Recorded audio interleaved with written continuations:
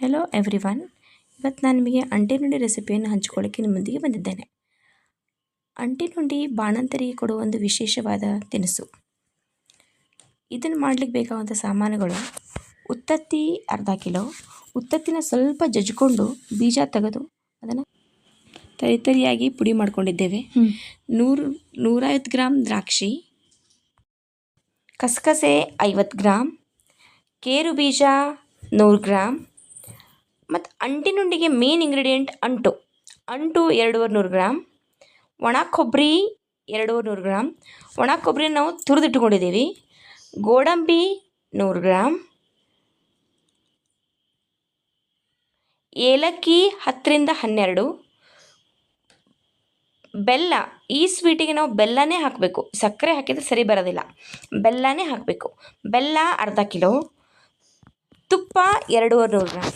ಫಸ್ಟಿಗೆ ನಾವು ಬಾಣಲಿಗೆ ತುಪ್ಪ ನಾವು ಹಂತವಾಗಿ 4 ಸ್ಟೆಪ್ನಲ್ಲಿ ಹಾಕ್ಕೊಂಡಿದ್ದೀವಿ. ಫಸ್ಟಿಗೆ ನಾವು 4 ಚಮಚ ತುಪ್ಪ ಹಾಕಿ ಅದರಲ್ಲಿ ಸ್ವಲ್ಪನೇ ಅಂಟು ಹಾಕಿ, ಅಂದರೆ 1 ಮುಷ್ಟಿ ಆಗೋಷ್ಟು ಅಂಟು ಮಾತ್ರ ಹಾಕಿ ನಾವು ಕರೆದಿದ್ದೀವಿ.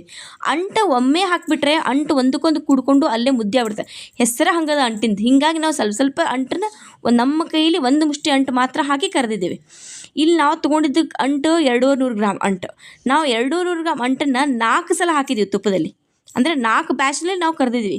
ಈ ರೀತಿಯಾಗಿ ಅಂಟು ಅಳ್ಳು ಬರಬೇಕದು. ಹಿಂಗೆ ನಮ್ಗೆ ಗೊತ್ತಾಗ್ತದೆ, ಅದು ಹಗರ ಆಯಿತು ಅಂಟು ಅಂತ ನಮ್ಗೆ ಗೊತ್ತಾಗ್ತದೆ. ಆವಾಗ ನಾವು ತೆಗೆದು ಅದನ್ನು ಒಂದು ಪಾತ್ರೆಗೆ ಶಿಫ್ಟ್ ಮಾಡಿದ್ದೀವಿ. ಮತ್ತೆ ಒಂದು ಸ್ವಲ್ಪ ತುಪ್ಪ ಹಾಕಿ ನೋಡಿ, ಮತ್ತೆ ಹಾಕ್ತಿದ್ದೀನಿ ತುಪ್ಪ. ನಾನು ಪೂರ್ತಿಯಾಗಿ ಅಂಟು ತೆಗೆದುಬಿಡ್ಬೇಕು. ಸ್ವಲ್ಪ ತಳದಲ್ಲೂ ಅಂಟು ಉಳಿದ್ರೆ ಅಂಟೆಲ್ಲ ಕಪ್ಪಾಗಿಬಿಡ್ತದೆ. ಹಿಂಗೆ ಫಸ್ಟ್ ಎಲ್ಲ ಅಂಟು ತಗೋಬೇಕು. ಮತ್ತೆ ಸ್ವಲ್ಪ ತುಪ್ಪ ಹಾಕಿ ಮತ್ತೆ ಒಂದು ಮುಷ್ಟಿದಕ್ಕೆ ಅಂಟು ಹಾಕಬೇಕು. ನಾವು ಅಂಟು ಹಾಕಿ ಮತ್ತೆ ಕರಿಬೇಕು. ಇದೇ ರೀತಿಯಲ್ಲಿ ನಮ್ಮ ಕೈಲಿ ಒಂದು ಮುಷ್ಟಿ ಹಾಕಿ ನಾವು ಅಂಟು ಕರಿತಾ ಇದ್ದೀವಿ.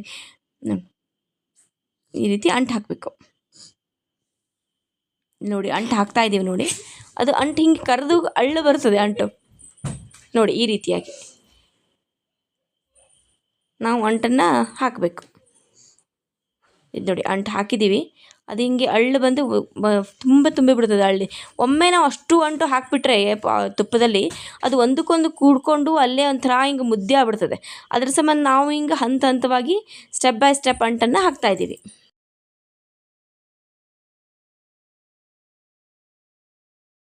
ಅಲ್ಲೇ ಸ್ವಲ್ಪ ಉತ್ತತ್ತಿನ ಹಾಕ್ತಾಯಿದ್ದೀವಿ. ಉತ್ತತ್ತಿ ಒಮ್ಮೆನೇ ನಾವು ಹಾಕಿಬಿಟ್ರೆ ನಡೆಯುತ್ತೆ. ಅಂದೇನು ಉತ್ತತ್ತಿ ತೊಗೊಂಡಿದ್ದೀವಲ್ಲ ಆ ಕ್ವಾಂಟಿಟಿ ನಾವು ಪೂರ್ತಿ ಅದರಲ್ಲಿ ಹಾಕಿಬಿಟ್ರೆ ಉತ್ತತ್ತಿ ಎಲ್ಲ ಚೆಂದಾಗಿ ಸ್ವಲ್ಪ ಅದು ಕ್ರಿಸ್ಪಾಗಿ ನಮ್ಗೆ ಘಮ್ಮಂತ ವಾಸನೆ ಬರುತ್ತೆ. ಆ ವಾಸನೆ ಬರೋ ತನಕ ನಾವು ಹುರಿತಾ ಇರ್ಬೇಕು ಅದನ್ನು. ಈ ರೀತಿ ಹುರಿದು ಉತ್ತತ್ತಿನ ಹುರಿದು ಅದೇ ಅಂಟೇನು ತೆಗೆದಿರ್ತೇವಲ್ಲ ಅದೇ ಪಾತ್ರೆಗೆ ನಾವು ಶಿಫ್ಟ್ ಮಾಡಿಕೊಂಡ್ರು ನಡೆಯುತ್ತೆ. ಈಗ ನೋಡಿ, ಇದೆಲ್ಲ ಉತ್ತತ್ತೆಲ್ಲ ಹುರಿದ ಮೇಲೆ ನಾ ಅದೇ ಪಾತ್ರೆಗೆ ಅಂಟು ಹಾಕಿದ್ದೆಲ್ಲ ಅದೇ ಪಾತ್ರೆಗೆ ನಾನು ಅದನ್ನು ಶಿಫ್ಟ್ ಮಾಡ್ತಾ ಇದ್ದೀನಿ. ಒಂಥರ ಚೆಂದ ಕ್ರಿಸ್ಪಾಗಿ ಗೋಲ್ಡನ್ ಬ್ರೌನ್ ಬರುತ್ತೆ. ಆವಾಗ ತೆಗೆದುಬಿಡೋದೆಲ್ಲನೂ ಒಂದು ಪಾತ್ರೆಗೆ ಶಿಫ್ಟ್ ಮಾಡಿಕೊಂಡು ಈಗ ನೆಕ್ಸ್ಟ್ ಅದೇ ಬಾಣಲೆಗೆ ನಾನು ತುಪ್ಪ ಹಾಕೋತಾ ಇದ್ದೀನಿ. ಮತ್ತೊಂದು 2 ಚಮಚ ನೋಡಿ. ಈಗ ನೋಡಿ, ಮತ್ತೆ 2 ಸ್ಪೂನ್ ಅದೇ ಏನು ಪೋಕ್ಲಿ ತುಪ್ಪ ತೊಗೊಂಡಿದ್ನಲ್ಲ ಅದಕ್ಕೆ ಮತ್ತೆ 2 ಸ್ಪೂನ್ ತುಪ್ಪ ಹಾಕೊಳ್ಳೋದು.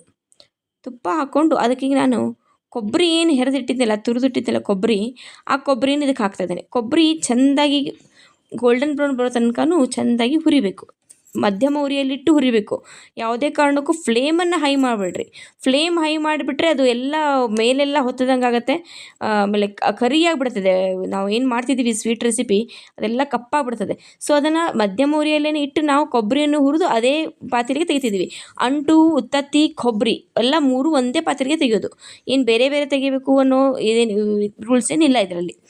ಅದೇ ಪಾತ್ರೆಗೆ ಏನು ಕೊಬ್ಬರಿ ಹುರಿದಿದ್ವಲ್ಲ ಅದೇ ಪಾತ್ರೆಗೆ ಮತ್ತೆ ಒಂದು 2 ಸ್ಪೂನ್ ತುಪ್ಪ ಹಾಕಿ 2 ಚಮಚ ತುಪ್ಪ ಹಾಕೋದು. ತುಪ್ಪ ಹಾಕಿ ಅದಕ್ಕೆ ಮತ್ತೆ ಕೇರು ಬೀಜ ಹುರಿಯೋದು. ಕೇರು ಬೀಜ 100 ಗ್ರಾಮ್ ಕೇರು ಬೀಜ ಏನು ಇಟ್ಕೊಂಡಿದ್ವಿ, ಕೇರು ಬೀಜನೂ ಹುರಿಯೋದು.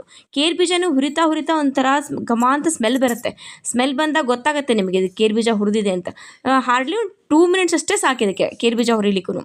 ಭಾಳ ಟೈಮ್ ತೊಗೋತೆ ಅನ್ನೋಂಗೂ ಏನಿಲ್ಲ, ಬೇಗ ಅದು ಹುರ್ಕೊಳ್ಳುತ್ತೆ.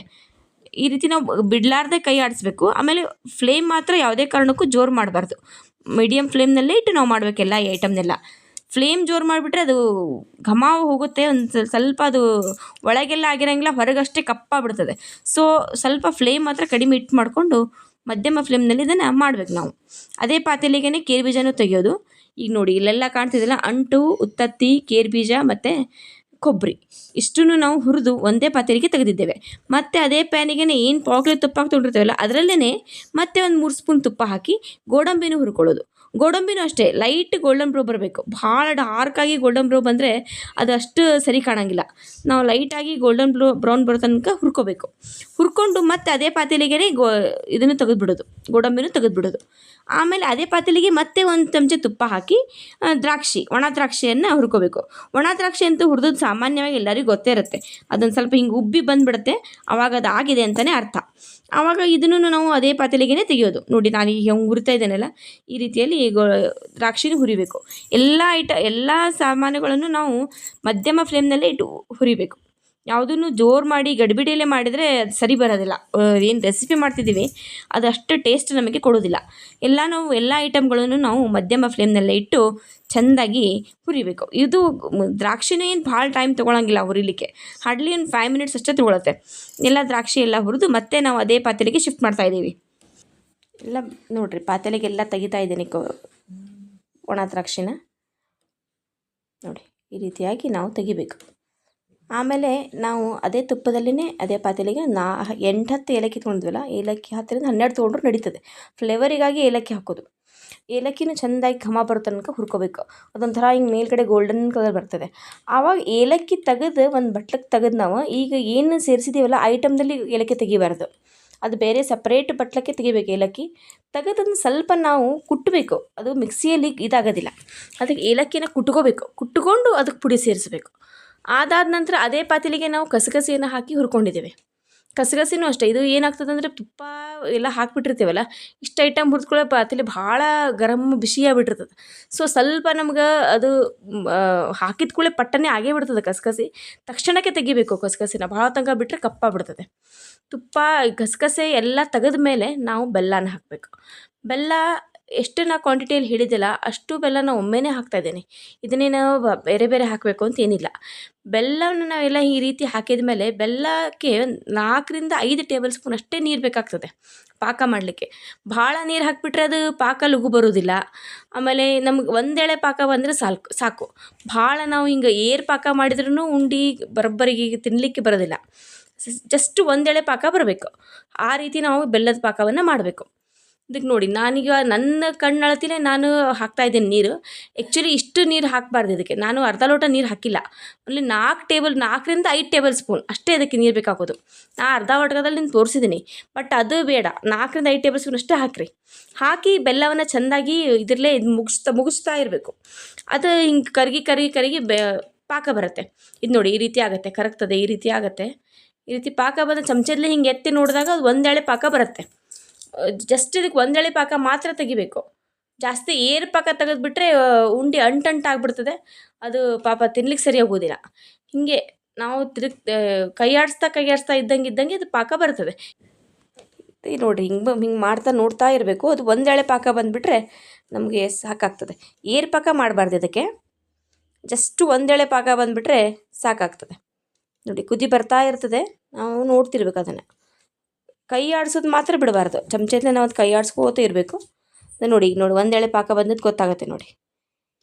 ಅದು ಹಿಂಗೆ ಚಮಚದಲ್ಲೇ ಹಿಂಗೆ ಬಿಟ್ಟು ಕೂಡಲೇ ಅದು ಒಂದೆಳೆ ಹಿಂಗೆ ನಿಂದಿರತ್ತೆ ಅದು ಪಾಕ ಬಂದಿದೆ ಅಂತ ಅರ್ಥ. ಆಗ ನಾವು ತಕ್ಷಣಕ್ಕೆ ಫ್ಲೇಮ್ ಬಂದ್ ಮಾಡಿ ಜಸ್ಟ್ ಒಂದು ಸಲ ಕೈ ಆಡಿಸಿ, ಫ್ಲೇಮ್ ಬಂದ್ ಮಾಡಿ ಕೈ ಆಡಿಸ್ತಾ ಇರೋದು. ಈಗ ಫ್ಲೇಮ್ ಬಂದ್ ಮಾಡಿ ಕೈ ಆಡಿಸಿ ಅದನ್ನು ನೋಡಿ ಒಂದೆಳೆ ಪಾಕ ಬಂದಿದೆ ನೋಡಿ, ಕಾಣ್ತಾ ಇದೆಯಲ್ಲ ನಿಮಗೆ ಫ್ರೆಂಡ್ಸ್. ಈ ರೀತಿಯಾಗಿ ಅದು ಪಾಕ ಬರಬೇಕು. ಇಷ್ಟು ನಮಗೆ ಪಾಕ ಬಂದುಬಿಟ್ರೆ ಸಾಕು. ಆಯ್ತು ನೋಡಿ ಪಾಕ ಬಂದಿದೆ. ಎಲ್ಲ ನಾವು ಫಸ್ಟ್ ಏನು ಕರೆದು ಪಾತ್ರೆ ಹಾಕ್ಕೊಂಡಿರ್ತೀವಲ್ಲ ಅದನ್ನೆಲ್ಲ ಚಮಚದಲ್ಲಿ ಚೆಂದಾಗಿ ಒಂದು ಸಲ ಮಿಕ್ಸ್ ಮಾಡ್ಕೊಂಬಿಡ್ಬೇಕು.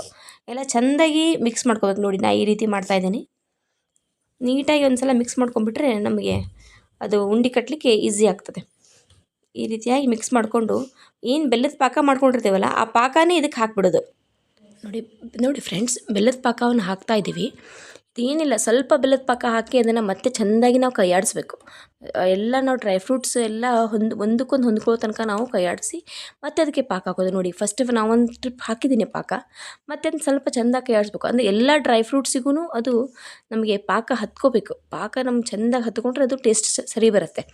ನೋಡಿ ಮತ್ತೆ ಸ್ವಲ್ಪ ಪಾಕವನ್ನು ಮತ್ತೆ ಸ್ವಲ್ಪ ಹಾಕ್ಕೊಳ್ಳೋದು. ಈ ರೀತಿಯಾಗಿ ನಾವು ಪಾಕವನ್ನು ಅದಕ್ಕೆ ಹಾಕಬೇಕು. ಇದು ಏನು ಎಲ್ಲ ಪ್ರೊಸೆಸ್ಸನ್ನು ಬಿಸಿ ಇದ್ದಾಗಲೇ ಮಾಡಬೇಕು.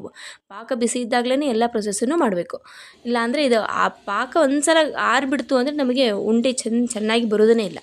ಹಾಗಾಗಿ ಫಸ್ಟ್ ನಾವು ಪಾಕವನ್ನು ಹಾಕೋಬೇಕು. ಈಗ ನೋಡಿ ಇದು ನೋಡಿ ಗೊತ್ತಾಗ್ತದೆ ನೋಡಿ, ನಮಗೆ ಈಗ ಉಂಡೆ ಕಟ್ಲಿಕ್ಕೆ ಬರ್ತದೆ ಇಲ್ಲ ಅಂತ ಇದ್ರಿಂದ ನೋಡ್ರೆ ಗೊತ್ತಾಗ್ಬಿಡ್ತದೆ. ಈ ರೀತಿಯಾಗಿ ಮಿಶ್ರಣ ಬರಬೇಕದು. ಹೀಗೆ ನಾವು ಹಂತ ಹಂತವಾಗಿ ಬೆಲ್ಲದ ಪಾಕವನ್ನು ಹಾಕ್ಕೊಂಡು ಚೆಂದಾಗಿ ಕಲಸಿ ಸ್ವಲ್ಪ ಕೈಗೆ ನೀರನ್ನು ಹಚ್ಚಿಕೊಂಡು ಉಂಡೆಯನ್ನು ಕಟ್ಟಬೇಕು. ಇದೇ ರೀತಿ ನಾವು ಎಲ್ಲ ಉಂಡೆಯನ್ನು ಕಟ್ಟಿ ತಯಾರು ಮಾಡಿದ್ದೇವೆ.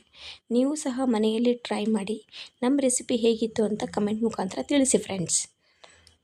ನಮ್ಮ ಚಾನಲನ್ನು ಲೈಕ್, ಶೇರ್ ಮತ್ತು ಸಬ್ಸ್ಕ್ರೈಬ್ ಮಾಡಿ ಬೆಲ್ ಐಕಾನನ್ನು ಪ್ರೆಸ್ ಮಾಡೋದನ್ನು ಮರಿಬೇಡಿ ಫ್ರೆಂಡ್ಸ್. Thank you.